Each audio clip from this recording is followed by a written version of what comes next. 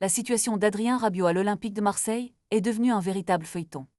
Après une défaite cruelle contre Rennes, une altercation avec son ancien coéquipier Jonathan Rowe a plongé le milieu de terrain dans une tourmente médiatique. Alors que l'on pensait que tout était réglé, Roberto De Zerbi, l'entraîneur, a surpris tout le monde en tendant la main à Rabiot, affirmant qu'il est encore temps de réparer les choses. Ce geste a relancé le débat sur l'avenir du joueur, qui est toujours sur la liste des transferts, en attendant le mercato. La tension est palpable, d'autant plus que Rabiot continue de s'entraîner à l'écart du groupe. Les déclarations de Véronique, sa mère et agent, qui a critiqué les dirigeants de l'homme, compliquent encore plus la situation. De Zerbi a clairement indiqué qu'il ne voulait pas être impliqué dans cette affaire. C'est entre Adrien et le club, ce sera sa décision s'il doit aller voir le club ou pas.